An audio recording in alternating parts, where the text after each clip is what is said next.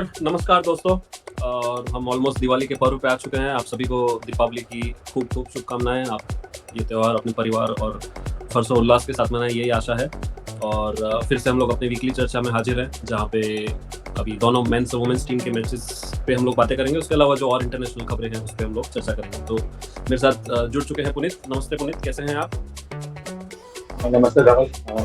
अभी तो फिलहाल बिल्कुल अच्छा नहीं है। जो रिजल्ट आया और जो हमने डिस्प्ले किया मैच, मतलब काफी डिसअपॉइंटिंग एंड हुआ उस मैच का। मतलब अभी भी ऐसा विश्वास ही नहीं हो रहा कि हम लोग मैच हार कैसे। तो काफी वो मैच का अभी सदमा लगा हुआ है। बाकी इस हफ्ते तो देखा जाए तो बारिश ने काफी खलल डाला। जो वर्ल्ड कप चल रहा है उसके ऊपर काफी सारे मैचेस नो रिजल्ट गए, तो इस पर थोड़ी हम बात करेंगे। बाकी वेस्ट इंडीज का जो खराब फॉर्म है वो जारी है, तो उस पर हम क्या ही बात कर सकते हैं। तो उनका भी एक मैच हुआ था बांग्लादेश से, तो इसके बारे में तो हम बता सकते हैं। और सबसे बड़ा जो न्यूज है वो रोको का रिटर्न है। उनका भी आज हुआ। हमको सब बोल रहे थे, सब कंफ्यूजन में है कि दिवाली कब है, 20 को है, 21 को है, और हमने सोचा था कि हम 19 को मना लेंगे। लेकिन ठीक है, तो आइए शुरू करते हैं। धवन, आप प्लीज स्टार्ट कीजिए हमारे क्वेश्चन। ठीक है, चलिए। शुरुआत आई थिंक हमारी सबकी निगाहें रोको पे थी, तो India's main tour of Australia से करते हैं। पर्थ में इसकी शुरुआत हुई, आज ही था वो मुकाबला। स्लाइटली मैं अनलकी बोलूंगा, इंडिया ने टॉस हारा और काफ़ी स्टॉप और गैप हुआ। आई थिंक मेरे सबसे मैंने गिने नहीं, बट 4 या 5 इंटरप्शंस तो मैंने काउंट किए। और जनरली क्या होता है कि ऐसे इंटरप्शंस के बाद आप बैट्समैन का आंखें फिर से सेट करना, फिर से उसको वापस रिदम में आना, फिर से वापस जाना, वो आई थिंक इंडिया के अगेंस्ट वर्क किया।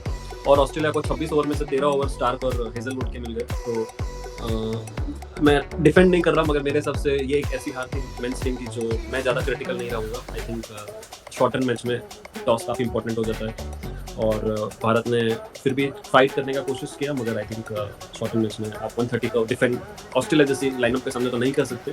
तो वही एंड में हुआ, और फिर भी भारत ने एक अच्छा डिसेंट परफॉर्मेंस किया। जो मेन हाईलाइट थे रोको, जिसमें रोहित ने 8 रन बनाए, काफ़ी स्क्रैची लगे हुए, और सेम विद कोहली 0 रन और ऑफ स्टंप के बाहर जाती हुई गेंद। आई थिंक उसके बारे में मैं ना ही बोलूँ तो अच्छा है। बहुत सारे मीम्स भी बन गए।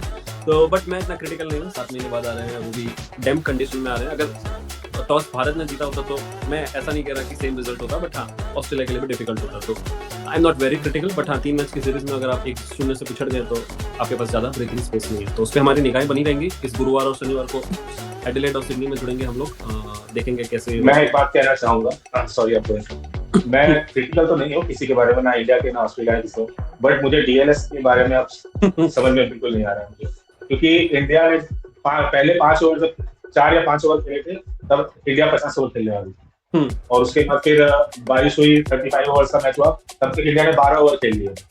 और उसके बाद जब इंटरेस्ट हुआ तब जाके 26 ओवर हुआ। तो मुझे समझ में नहीं आ रहा कि ये डीएलएस वाले कौन सा कैलकुलेशन करते हैं। आइडियली स्कोर अप होना चाहिए था।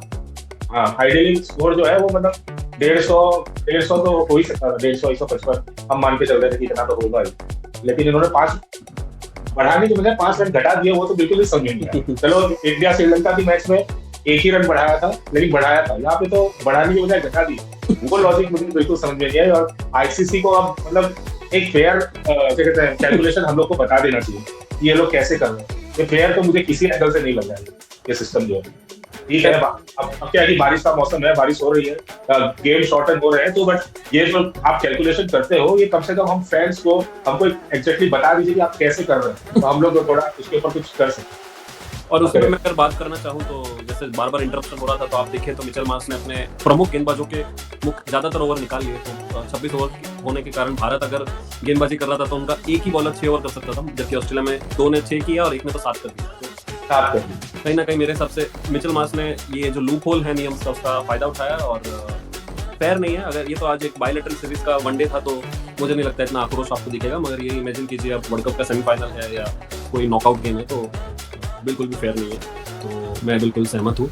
क्या इसका सही निर्णय होना चाहिए? आई थिंक उसके लिए आईसीसी है जवाबदेही, तो उनको डिसाइड करना चाहिए। बट हाँ, अगेन सिंस ये बायलैटरल है, तो जैसा हमने कहा कि शायद आपको इतना वो ना दिखे, मगर हाँ, इसलिए तो मैंने आज कहा कि काफ़ी चीज़ें थी जो भारत के पक्ष में नहीं थी। मेंस टीम की बात कर रहा हूँ, तो उसके हिसाब से आई थिंक, और ये वीक पूरा बारिश का भी रहा है। तो इसी के साथ मैं एक इंग्लैंड न्यूजीलैंड की भी चर्चा कर देता हूँ, जहाँ पे इंग्लैंड ने न्यूजीलैंड के साथ पहला T20 खेला, और एज एक्सपेक्टेड रेंड आउट हो गया आफ्टर फर्स्ट इनिंग। न्यूजीलैंड ने डिसेंट 150 पे रोक के रखा इंग्लैंड को, हालांकि एंड में सैम करन ने थोड़े रन बनाए, तो वो सीरीज़ में भी बारिश का खलल पड़ा और अब उसका दूसरा T20 कल है, तो उस पर भी हमारी निगाहें बनी रहेंगी। तो छोटा सा विवरण था न्यूजीलैंड और इंग्लैंड का।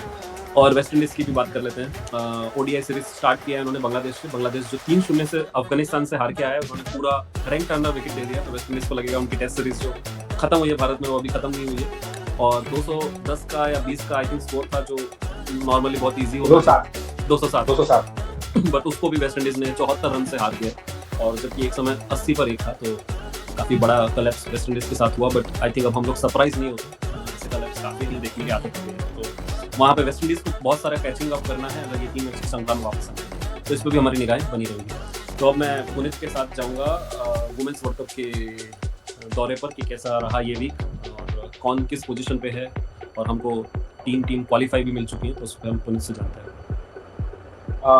लास्ट वीक हमने इंडिया ऑस्ट्रेलिया के फर्स्ट इनिंग से खत्म किया था, तो सेकंड इनिंग्स में हालांकि इंडिया का हाईएस्ट स्कोर था वर्ल्ड कप में, तो काफी कुछ हम एक्सपेक्ट कर रहे थे और हमको मिला भी। स्टार्टिंग में एलिसा हीली ने काफी अच्छा स्कोर किया, 142 रन बनाए 442 के आसपास, लेकिन इंडिया ने कमबैक भी अच्छा किया उसको, विकेट्स गिरी और लेकिन लास्ट में ओवर रहते हुए ऑस्ट्रेलिया जीत गई। और तो इंडिया जो ऑल आउट हो गई थी, एक ओवर नहीं खेल पाई थी, तो उसका काफी खामियाजा हमको देखने को मिला। और काफी क्रिटिसिज्म भी हुआ कि 5 बॉलर से आप खेल रहे हैं और एक एक्स्ट्रा करके खिला रहे हैं, इसका कोई काम नहीं है, आप एक्सपीरियंस को नहीं ला रहे हैं। रेणुका सिंह बाहर बैठी हुई है, इतनी एक्सपीरियंस प्लेयर है, इतनी अच्छी प्लेयर है, और यही सब डिस्कशंस हुए। हरमन की कैप्टनसी पे काफी सवाल उठे कि इतना बड़ा स्कोर है और आप जो बॉलिंग रोटेट करते हैं उसके भी पर इनको सोचना चाहिए, क्योंकि ये T20 नहीं है, ये वनडे है, तो उसके हिसाब से आपको थोड़ा टाइम देना पड़ता है बॉलर से। आज भी हमने देखा कि जो इंग्लैंड के जो ओपनर्स थे उन्होंने काफी अच्छी शुरुआत की, और जब दीप्ति हमारी स्ट्राइक बॉलर है, वो हमेशा 1 डाउन या 2 डाउन आती है, और उनको सबसे काफी लेट उनको बॉलिंग दी गई और उन्होंने आते ही 2 विकेट्स लिए, फटाफट लिए, और उनको वहीं पर रोक दिया गया। और जो हीटर नाइट और क्या कहते हैं नेट सिगर ब्रेंट जो है, उनकी पार्टनरशिप फ्लरिश करनी थी, जबकि हम दीप्ति से वो थोड़ा लंबा स्पेल करवा सकती थी और शायद वहाँ पे पैनिक हिटर दबा सकती थी। तो हरमन की कैप्टन सी में काफी सारे फ्लॉज हैं जो एक बार मैनेजमेंट को सोचने की जरूरत है, क्योंकि T20 के लिए ये कैप्टनसी सही है कि आपने 2 ओवर दिया, 3 ओवर दिया किसी को, उसके बाद आपने चेंज कर दिया, बट ओडीआई बॉलर को 10 ओवर मिलते हैं, तो आपको थोड़ा टाइम देना चाहिए। और अगर आपके उस बॉलर ने अच्छा किया है, 1-2 विकेट लगातार लिए हैं, तो उसको 1-2 ओवर और करना चाहिए। तो ये सारी फ्लॉज देखे। और इस हफ्ते को जैसे मैंने स्टार्टिंग में कहा था कि प्लेयर्स से ज्यादा बारिश का चर्चा रहा गेम से ज्यादा, और काफी सारे गेम जो है वो रेन आउट हो गए, तो हम अब क्या ही बात कर सकते हैं। इंडिया ऑस्ट्रेलिया के बाद बांग्लादेश साउथ अफ्रीका का मैच हुआ था, वो काफी क्लोज मैच रहा था, बांग्लादेश ने काफी अच्छी फाइट दी थी, लेकिन जिस प्लेयर ने इंडिया को हर्ट किया था लास्ट में, उसी प्लेयर ने बांग्लादेश को भी हर्ट किया और लास्ट में आराम से वो मैच जीता दिया साउथ अफ्रीका को। रेडिन डी क्लर्क वो 3 विकेट से साउथ अफ्रीका को मैच जीती, लेकिन उसके बाद जो मैच थी श्रीलंका और न्यूजीलैंड के बीच कोलंबो में, वो रेन आउट हो गया। उसमें श्रीलंका ने पहली बैटिंग की थी, लेकिन दूसरी इनिंग हो नहीं पाई और उसमें कोई रिजल्ट नहीं मिला, दोनों 1-1 पॉइंट ले लिया उन्होंने। उसके बाद इंग्लैंड और पाकिस्तान का जो मैच था वो भी कोलंबो में हुआ, और वो भी बारिश की वजह से मतलब थोड़ा बहुत खेला। देखा जाए तो उसमें इंग्लैंड काफी पीछे थे, अगर वो पूरा मैच होता तो पाकिस्तान के पास चांस था कि वो मैच जीत के 2 पॉइंट ले ले, लेकिन बारिश में उनकी पाकिस्तान पहली बार इंग्लैंड को हरा सकता था। हाँ, पहली बार इंग्लैंड को हरा सकता, लेकिन जो भी ख्वाहिशें थी और जो भी मंसूबे थे पाकिस्तान के, वो सारे बारिश में धुल गए। तो वो मैच भी मतलब नो रिजल्ट पे गया और दोनों टीमों को 1-1 पॉइंट मिल गया। और फिर हम आए बांग्लादेश ऑस्ट्रेलिया विशाखापट्टनम। ये कंप्लीट मैच हुआ क्योंकि ये इंडिया में था, तो पर लेकिन ये भी 1 साइडेड मैच था। 10 विकेट से ऑस्ट्रेलिया आराम से मैच जीता, इसमें भी एलिसा हीली ने सेंचुरी लगाई। और उसके बाद फिर वापस हम आए कोलंबो में पिछला 3 मैच रेन आउट हो चुका है, तो ये मैच में भी हमको यही आशा थी, लेकिन रेन आउट तो नहीं हुआ, लेकिन शॉर्ट मैच हुआ, 20-20 ओवर का मैच हुआ, जो साउथ अफ्रीका ने वापस 10 विकेट से जीत लिया श्रीलंका को हरा के, और साउथ अफ्रीका ने क्वालिफाई भी कर लिया है सेमीफाइनल में, और ऑस्ट्रेलिया ने भी सेमीफाइनल में ऑलरेडी क्वालिफाई कर लिया था। तो और आज उसके बाद फिर हम आए वापस कोलंबो में, पाकिस्तान और न्यूजीलैंड का मैच, जो 25 ओवर चला और वापस बारिश हो गई, खत्म हो गई वो मैच। तो उसमें भी दोनों को 1-1 पॉइंट मिल गए। और उसके बाद आज इंडिया और इंग्लैंड के बीच में। तो धवल हमें बताएंगे आज का हालचाल, और हमारा मेन जो आज का डिस्कशन रहेगा इसी मैच के बारे में रहेगा। तो धवल प्लीज आप। तो इस मैच में पहले तो मैं टीम कॉम्बिनेशन की बात करूंगा जो पुनीत चाहते थे, और उन्होंने एक ब्लॉग भी लिखा, वो हमें मिला। रेणुका सिंह खेली, हालांकि वो जिम्मी मार्क की जगह खेली, जो हमारी बैटिंग डेप्थ को थोड़ा वीक किया, बट ब्रेव कॉल था। बट आई थिंक अगर आपको मैच जीतना है तो आपको 10 विकेट लेने की इच्छा से जाना चाहिए। और अगले मैच 2 मैच भारत के नवी मुंबई में, जहाँ बाउंस ज़्यादा होता है, मुझे लगता है कि अच्छी डिसीजन था। हालांकि जिम्मी मार्क की जगह लेना था कि नहीं वो मैं श्योर नहीं हूँ। और भारत ने इंग्लैंड को आज इंग्लैंड सरप्राइजिंगली बैट फर्स्ट किया, जो मेरे हिसाब से इंडिया चेस करना भी चाहता था। और हेदर नाइट की ब्रिलियंट 100 से एक समय तो लग रहा था कि इंग्लैंड 320-325 बनाएगा, मगर एंड में आई थिंक भारत ने कमबैक किया और उनको 290 के अंदर सीमित रखा। दीप्ति शर्मा ने 4 विकेट लिए और एंड में चरनी ने भी काफी अच्छी गेंदबाजी की। तो मेरे हिसाब से काफी कमेंडेबल टोटल था, मगर भारत ने उनको अंडर कंट्रोल किया, जैसे हमने ऑस्ट्रेलिया ने एंड में हमें किया था। तो ऐसा लग रहा था कि चेस कर सकते हैं। और भारत की शुरुआत ज्यादा अच्छी नहीं रही, प्रतीका और हरलिन पावर प्ले में आउट हो गए, मगर फिर हमारी 2 वेटरन स्मृति और हरमनप्रीत ने बहुत ही लाजवाब पार्टनरशिप करी। पुरानी हरमन हमें वापस दिखी और 70 बनाए उन्होंने, और फिर एक थर्ड मैन की तरफ गाइड करने के चक्कर में वो आउट हुई। उसके बाद दीप्ति को प्रमोट किया, और दीप्ति और स्मृति ने भी 50+ की पार्टनरशिप किया। और स्मृति को थोड़े से क्रैम्प्स आए, but still she was continuing. और आई थिंक एक समय 50 बॉल में कुछ 55 चाहिए था, रनर बॉल कह सकते हैं। और उसके बाद स्मृति ने आई थिंक तब तक उनका ऑलमोस्ट चांसलेस इनिंग था। फिर उन्होंने एक शॉट हवा में मारने का ट्राई किया, नहीं तो ज़्यादातर आज के शॉट्स में आज उनमें नज़ाकत ज़्यादा दिखी, इतना उन्होंने पावर का यूज़ नहीं किया। और अपना दूसरा एस्पेक्ट ऑफ गेम भी दिखाया कि ये गेम भी है उनके पास। तो काफ़ी इंप्रेस हुआ मैं उनकी ये शैली देखकर, क्योंकि आप खाली 1 डायमेंशनल पावर गेम आपकी है वो नहीं है। मगर वो जो शॉट था वो हरमनप्रीत का, मैं पोस्ट मैच इंटरव्यू भी पढ़ रहा था, उन्होंने 2 से 3 बार मेंशन किया। तो वो टर्निंग पॉइंट साबित हुआ भारत के लिए, और वो आउट हुए। और उसके बाद भारत की जो लैक ऑफ बैटिंग डेप्थ थी आज, वो आज हर्ट कर गई। तो अब मुझे यही डर है कि टीम मैनेजमेंट वापस पुराने कॉम्बिनेशन पे ना चली जाए, क्योंकि आप अगर इतना चॉप एंड चेंज करेंगे तो it's not right, specially in the middle of the tournament. तो अभी भी भारत के लिए एक ही अच्छी चीज़ है कि उनकी किस्मत उनके हाथ में है, मगर आई थिंक अब कोई स्कोप रहा नहीं है एक भी मिस्टेक करने का। और आज हारने से जो दूसरा डिसएडवांटेज मुझे लगता है ज़्यादा लोग रियलाइज़ नहीं कर रहे, वो ये है कि अब Bharat at best 4th number पे फिनिश करेगा, अनलेस इंग्लैंड इंग्लैंड का तो 9 पॉइंट है, तो इंग्लैंड को तो कैच नहीं कर सकते। साउथ अफ्रीका 8 पे रुक जाए बट ऐसा होता हुआ मुझे नहीं दिख रहा, क्योंकि उनके 2 एशियन टीम के साथ मैच बाकी हैं। तो एक आई थिंक ऑस्ट्रेलिया के साथ बाकी है, और एक शायद उनका पाकिस्तान या श्रीलंका से बाकी है। तो चलिए, श्रीलंका से तो हो गया ना, अभी 10 विकेट से तो उन्हीं को। हाँ, तो शायद पाकिस्तान से बाकी है। तो अगर आप अज्यूम कर लें कि वो ऑस्ट्रेलिया से हार रहा है, तो भी आप पाकिस्तान को तो बैक करेंगे कि साउथ अफ्रीका इस फॉर्म में हराएगा। तो अब मुझे लग रहा है जो इंडिया के पास एक रियलिस्टिक होप है वो नंबर 4 का ही है। तो अब आपको ऑस्ट्रेलिया के थ्रू ही ये वर्ल्ड कप में आगे बढ़ना पड़ेगा। अच्छा कि ऑस्ट्रेलिया मैं अज्यूम कर रहा हूँ 1 पे फिनिश करेगा, तो आपने अपने लिए अब डिफिकल्ट सेमीफाइनल रूट चुना है। और वो भी मैं तब बोल रहा हूँ अगर हम आखिरी 2 मैच जीतते हैं, क्योंकि पिछले 3 मैच हार गए तो मनोबल तो बहुत नीचे होगा। तो आप कैसे देख रहे हैं आज की हार को, और क्या आपको लग रहा है अब भी कोई बदलाव होगा, या आपको लग रहा है माइंडसेट बदलने की ज़्यादा जरूरत है? आई थिंक माइंडसेट बदलने की ज्यादा जरूरत है, क्योंकि आज का मैच इंग्लैंड ने कुछ नहीं किया। मैं सही बोलूं तो इंग्लैंड ने अपने एफर्ट से नहीं जीता, हमने अपने क्या कहते हैं लेजीनेस की वजह से, लैक ऑफ बिलीफ की वजह से हमारी, क्योंकि मतलब इंग्लैंड ने भी होप छोड़ दिया कि ये वो मैच जीतने वाला है, और हमने एकदम कैजुअली ले लिया कि ये मैच आराम से जीत ही जाएंगे। लेकिन वो जो लास्ट में 1-2 ओवर 2-3 ओवर जो हमने कैजुअली बैटिंग की, और हम मुझे लगता है कि वो लोग सीरियस हो ही नहीं पाए कि इनको चेस कैसे करना है, कैसे उस गैप को कम करना है। वो गैप बढ़ता गया, हम कब हार गए हम पता ही नहीं चला। नहीं तो ऐसा था कि भाई 2 मैच 3 में से 2 मैच जीतना है, तो आज का मैच तो हम जीत ही गए थे। फिर भले न्यूजीलैंड के सामने जीते ना जीते, बांग्लादेश के सामने तो बहुत स्ट्रॉन्ग चांसेस है हमारे जीत के। तो हमारे क्वालिफिकेशन का जो रास्ता था वो काफी मतलब आसान हो गया था। हरमन और स्पेशली हरमन और स्मृति के पार्टनरशिप तो हमें काफी होप दे दिया, और दीप्ति ने भी काफी मतलब अच्छा सपोर्ट किया स्मृति का। लेकिन स्मृति का जो शॉट था वो मतलब थोड़ा सवालिया निशान है, क्योंकि अगर आपको शॉट लगाना है तो आप फुल पावर में लगेंगे। वो ऐसा था मतलब वो थक गई थी इसके बाद, उनको अब बैटिंग ही नहीं, वो एक्चुअली उनका आज जैसा उनका इनिंग रहा वैसा ही शॉट था वो आज नजाकत में ज्यादा खेली, तो वही माइंडसेट से वो फुल पावर से अगर खेलती तो स्मृति के लिए कोई ग्राउंड बड़ा नहीं है। तो अभी एक पॉइंट और है जो आई थिंक दर्शक जानना चाहेंगे, और वो ये है कि भारत और न्यूजीलैंड भले ही सेम पॉइंट पे, मगर जो आईसीसी का रेगुलेशन है उसके साथ अगर टीमें ड्रॉ करती हैं सेम पॉइंट पे, तो रन रेट से पहले नंबर ऑफ विंस देखा जाएगा। इंडिया के नंबर ऑफ विंस 2 है और न्यूजीलैंड का अभी 1 है। तो न्यूजीलैंड के लिए इफेक्टिवली दोनों मैच मस्ट विन है। इंडिया अभी भी एक मैच अफोर्ड कर सकता है, बट आई थिंक वो रिस्की हो जाएगा अगर लेट्स अज्यूम कि इंडिया न्यूजीलैंड से भी हार जाता है और फिर न्यूजीलैंड इंग्लैंड से हार जाता है, तो न्यूजीलैंड 6 पे फिनिश करेगा, और अगर इंडिया बांग्लादेश को हराता है जो इफेक्टिवली लास्ट मैच है टूर्नामेंट का, तो इंडिया फिर भी क्वालिफाई कर सकता है, बट उसके लिए आपको फिर इंग्लैंड पे डिपेंड रहना पड़ेगा। तो मुझे लगता है कि ज़्यादा इजियर रूट तो यही है कि आप अपने हाथ में ही रखें अपनी किस्मत, बट इंडिया को स्लाइड जो एडवांटेज वो ये है कि इंडिया ने नंबर ऑफ विन्स ज़्यादा लिए। आई थिंक उसके अलावा और क्योंकि ये पूरे वर्ल्ड कप में मेरे को लगता है खाली इंडिया के जो मैचेस है वो रेन इफेक्टेड नहीं हुए हैं, बाकी हर एक टीम के मैचेस रेन इफेक्टेड हो गए।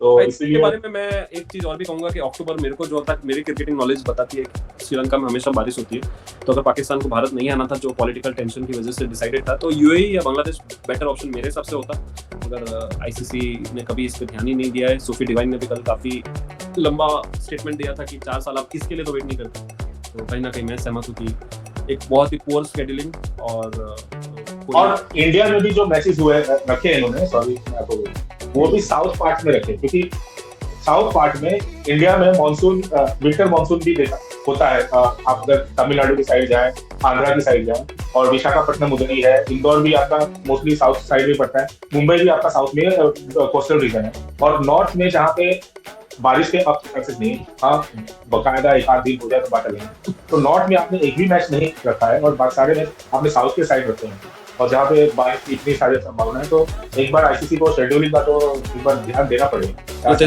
इसमें ये लोग लकी हैं कि बेंगलुरु निकल गया है, वो आरसीबी का जो स्टैम्पेड हुआ था उसकी वजह से, जो तो सारे बड़े मैचेस बेंगलुरु में थे, तो जहाँ तक मेरी नॉलेज है वहाँ पे भी काफ़ी बारिश है अभी, तो लकी है कि वो बेंगलुरु चेंज होकर मुंबई आ गया और मुंबई वाले मैचेस कल से स्टार्ट होंगे। तो शेड्यूलिंग पे बहुत प्रश्न चिन्ह मेरे हिसाब से रहेंगे, मगर आई थिंक अब तो ये जो है सो है, तो आपको अपने हिसाब से यही सोचना है कि आप आगे क्या कर सकते हैं। भारत और न्यूजीलैंड और भारत बांग्लादेश दोनों मुंबई में होंगे, तो उन पे हमारी निगाहें बनी रहेंगी, और हम दोनों का मानना है कि आई थिंक अभी टीम में कोई बदलाव की जरूरत नहीं है, क्योंकि आप ज़्यादा चॉप एंड चेंज करके जीत नहीं सकते। तो आई थिंक यही टीम से आप वापस उतरिए, और मुंबई में आपको वैसे भी रेणुका का एक्स्ट्रा बाउंस हेल्प करेगा, तो आई थिंक ये बेटर टीम है ऑन पेपर, बस आपको एग्जीक्यूट करना है। तो यही आई थिंक हमारी उम्मीद है और यही हमारी विश है इंडियन वुमेन्स टीम से कि एटलीस्ट उनको सेमीफाइनल में तो क्वालिफाई करना चाहिए, जिस हिसाब की उम्मीद और एक्सपेक्टेशंस की। ग्रुप स्टेज में अगर वो बाहर हो जाते हैं तो कहीं ना कहीं मैं तो मान के चल रहा हूँ कि वो शायद हरमनप्रीत का एंड ऑफ टेन्योर हो।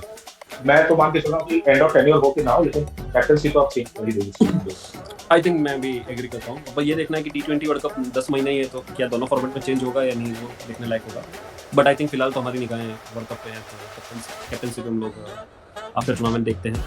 तो आई थिंक ये आज हम लोगों का ये डिसअपॉइंटिंग थोड़ा सा इवनिंग रहा वुमेन वर्ल्ड कप के point of view, but still I think hope है, अभी भी हम लोग की किस्मत हमारे हाथ में है, तो we should not lose hope. और पॉजिटिव बात रही है कि हरमन और स्मृति का फॉर्म आ गया है वापस, तो आई थिंक आप बैक करेंगे अपने आप को कि आप न्यूजीलैंड को हरा सकते हैं। इंडिया के तीनों तो सीनियर प्लेयर हैं जो अच्छे प्लेयर, जिन पे टीम भरोसा रखता है। तीनों का परफॉर्मेंस तो काफी अच्छा है, चाहे स्मृति की बात करें, हरमन की बात करें, दीप्ति की बात करें। दीप्ति ऑलराउंडर है, तो उन्होंने बॉलिंग में भी अच्छा प्रदर्शन दिखाया और बैटिंग में भी अच्छे दिखाए, तो उस हिसाब से तो इंडिया का एक पॉइंट टिक हो गया है, लेकिन बस यही है कि जीत चाहिए यार। और भारत का जो दर्शक आए मेरे को वो भी बहुत अच्छे लगे, तो आई थिंक काफी फुल सपोर्ट है भारत की टीम को। फुल पैक था, ये भी हम नहीं बोल सकते कि भारतीय टीम को वो लेवल का सपोर्ट नहीं है, तो आई थिंक सपोर्ट फुल है। हमारी उम्मीद है हरमन और स्मृति की इस टीम से अभी भी बन गई है, और हम लोग जब अगले वीक वापस इस चर्चा में जुड़ेंगे तब होपफुली भारत क्वालिफाई हो चुका हो। तो आई थिंक ये हमारी सारी मैचेस की बातें रही। अभी थोड़ी क्रिकेट न्यूज़ पे बात कर लेते हैं। इस वीक हमारी मेंस T20 वर्ल्ड कप जो फरवरी मार्च में है उसकी 20 टीमें हमें मिल गई हैं। आखिरी 3 टीम नेपाल, ओमान और यूएई ने क्वालिफाई किया है। मैं एक संक्षिप्त में आपके सामने टीमें पढ़ देता हूँ। होस्ट भारत और श्रीलंका, उसके अलावा बाकी टीमें Afghanistan, Bangladesh, England, Ireland, Namibia आ रही है, नेदरलैंड, ओमान जैसा मैंने कहा, South Africa, UAE, West Indies फिर से आएगा, और बाकी की 8 टीमें में ऑस्ट्रेलिया, कनाडा आ रहा है जो बहुत टाइम बाद हम देखेंगे। इटली है जो शायद मुझे को लगता है फर्स्ट टाइम आ रहा है, तो I am very excited for Italy, और नेपाल, न्यूजीलैंड, पाकिस्तान, श्रीलंका, यूएसए और जिम्बाब्वे। तो 20 टीमें हमें मिल गई हैं। अब हमें इंतजार है आईसीसी से स्केड्यूलिंग का।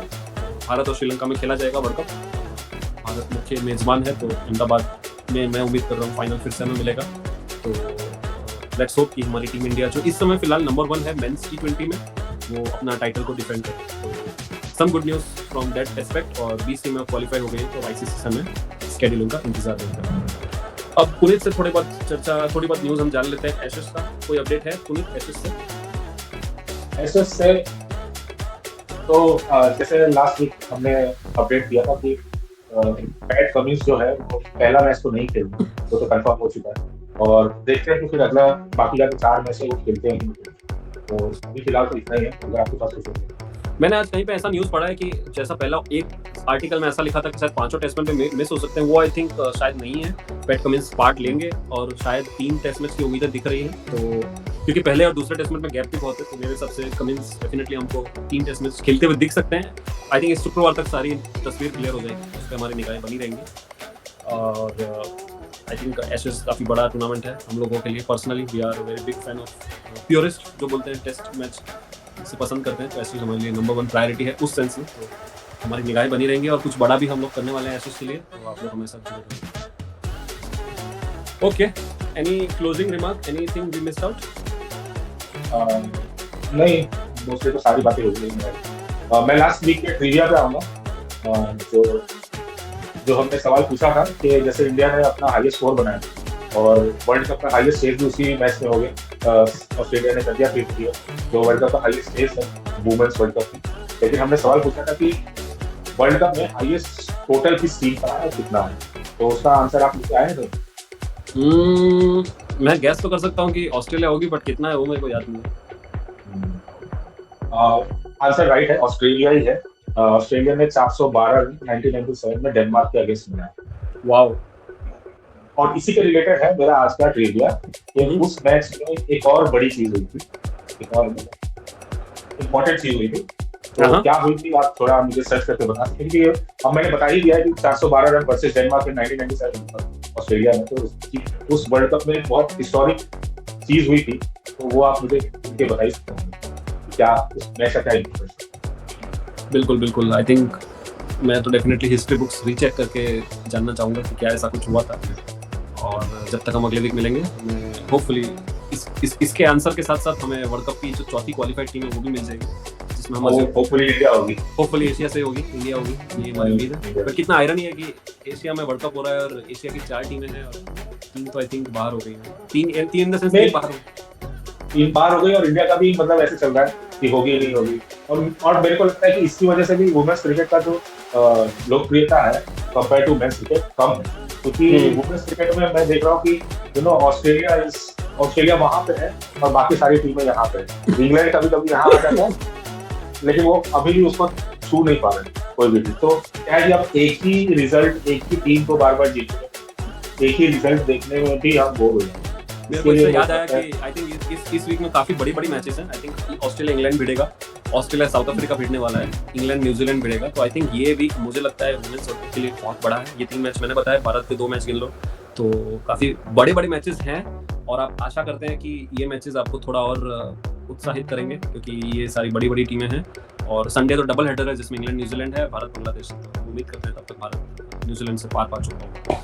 तो इसी पुनीत का जो दुख दर्द है वही हम लोग चाहते हैं कि पूरा हो और ये वर्ल्ड कप ऑस्ट्रेलिया के अलावा कोई जीते, भारत एशिया से जीते, ये उम्मीद है। चलिए, नमस्कार और हम आपसे मिलते हैं अगले सप्ताह। धन्यवाद।